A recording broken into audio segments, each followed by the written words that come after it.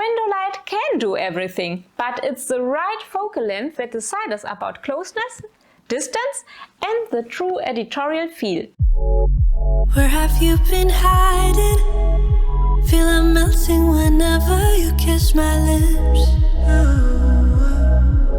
The heat is slowly rising. I never knew that I could feel. Hi, I'm Tanja, a portrait photographer based in Germany. This shoot took place at Loftstudio 14C in Neuss, and once again, our model was the lovely Pia. Pia is a professional model and you notice it instantly. She understands body tension, she understands lines, and she can read light when you explain it to her. The problem: many people think if the light is good, everything is good, but light alone isn't enough. You have to read it and you have to guide your model. Let me go.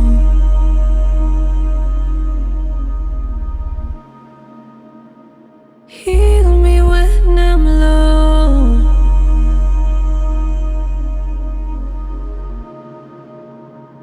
Show me how to grow.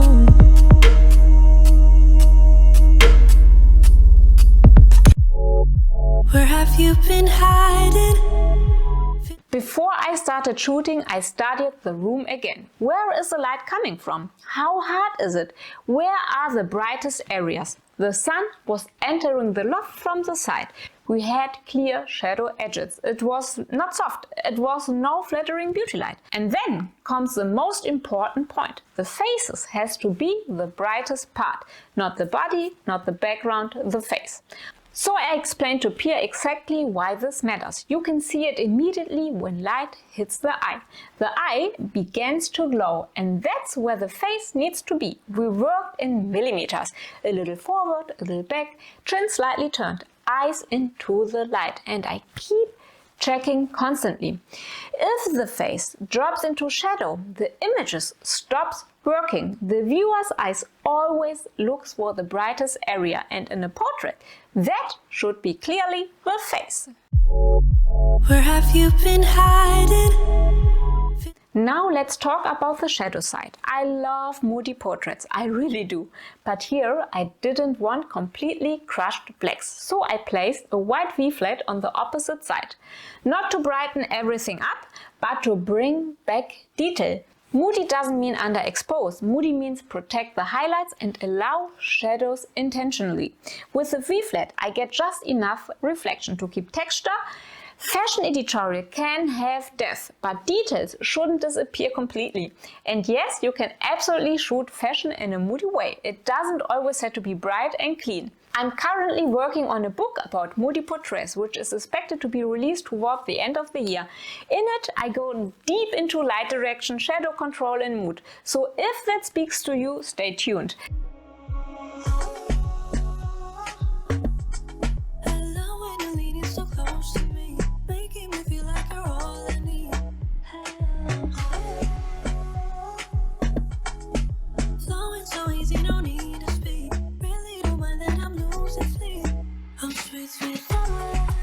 So full of fire, you got me dripping down the sides and on the floor.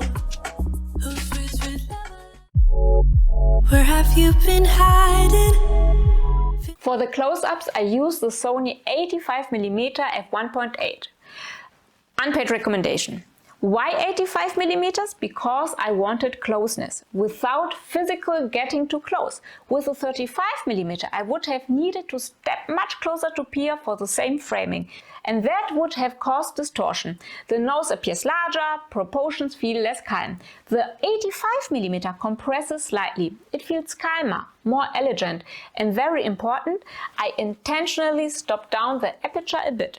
Fashion editorial is not fine art portraiture. Pia was wearing a sheer blouse and I wanted to see the structure, the transparency, the texture. Wide open would have softened too much. I wanted detail, and you can see the image works straight out of camera. The fan is especially good for close-ups. When hair is static, the images feel calm, almost too calm. With slight movement you create energy. Please not too wild, just a hint. It's such a simple way to make editorial feel more alive. If you like this look so far and want to see more editorial setup like this, feel free to subscribe to the channel and give me a thumbs up. And now we will see what happens if I simply change the lens now. Same light, same position, just a different focal length. Let's move on.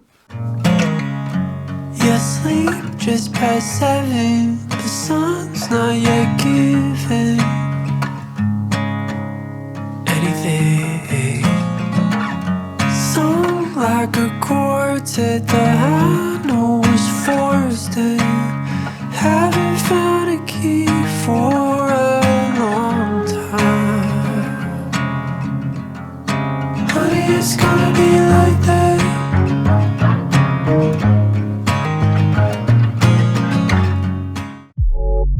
Where have you been hiding? For the full body images, I intentionally switched to the Sigma 35mm f1.8. I could have stayed with the 85, but I would have to move extremely far back. And distance changes atmosphere. If I am too far away from my model, I lose connection. With the 35mm, I could stay closer in communication, in flow, and Editorial thrives on space. You see more of the loft, more context, more story, but I don't go too close to the face. 35mm, it's perfect for space. 85 for close-up. It's not a rule, but it's a conscious decision. Then there was one more intentional step. I photographed with the Sony Alpha 7 Mark III. You don't need the newest model if you can read light. You need control, not an upgrade. Where have you been hiding? And now we go to the editing. The editing is just a refinement. Now let me briefly show you my editing workflow in Evoto. In the first tab, I don't have done much. I have turned a little bit the white balance so that the yellow shift is gone. And the most important part that I have done is in this one, that's the portrait retouching. Don't worry that the terms are in German. I will translate it for you. I only do few adjustment, and you don't have to do much because Pia has flawless skin.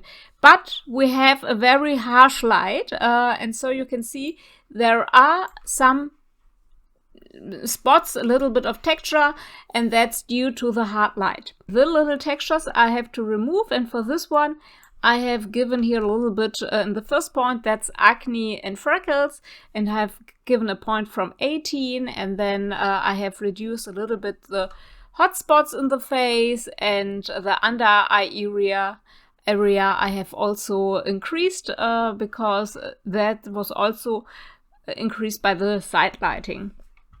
And yes, then I have given to the lips that they will be not smooth to 100%, only a little bit smoothening, so that it looks still natural. For me, it's very important that it looks natural, and for Pia also, because she works with an agency and they don't want to have color lookups. They don't want to have shifts a lot. They want a very natural result, so I do only minor tweaks. And then we go to the part that is the most dangerous, I will say, for unnatural look, and that's the dodge and burn area. I have done smoothening with dodge and burn a little bit. You see only 14, and I have done a little bit of frequency separation, but only 6. No, you can see there are just a hinge, but that's what gives this beautiful look. What I have done is the hair. And this is one of the points that I love so much in Evoto, that you can do perfect hair with only one little slider, this one. This is to remove stray hairs. And then I give a little bit of smoothening to the hair, but only 6. This is with 100%, and you see it look beautiful. But for me, it looks not real anymore because you have the light, and the light gives a little bit of structure. So I want the result to be as natural as possible. So I go down with this one, and that's more than enough. And the most important part is to remove the stray hairs, but in this point, I don't go to 100% because we have the fan and so we have movement in the hair. And some few stray hairs are fine, but it should look more polished. And this is with Evoto very easy handleable, you can see. Yes, and then I have done a little bit of background cleaning, and then I go to this part also where you can clean up the clothing, and it's perfect because you can remove wrinkles, you can clean up everything. And here we don't have a lot of clothing, but yes, it's a part that I never skip at Evoto. And you can see the before and the after. It's not a huge difference, but it's a noticeable one. Everything looks more polished, and that's what I want from my editing software. And this is why I am so in love with Evoto. As you have seen, I slightly enhance the contrast, minimal refine the skin, but I'm not fixing anything. The image is created in the camera. When light and focal length are right, editing is just refinement. Light shapes the face. Focal length shapes the feeling. Closeness, distance, structure, movement. When you combine them intentionally, editorial happens. If you like to see how to create this editorial look with full control using Flash, click on the linked video now. There I will show you how to actively shape fashion light independent of any window. I will see you in the next video. Bye!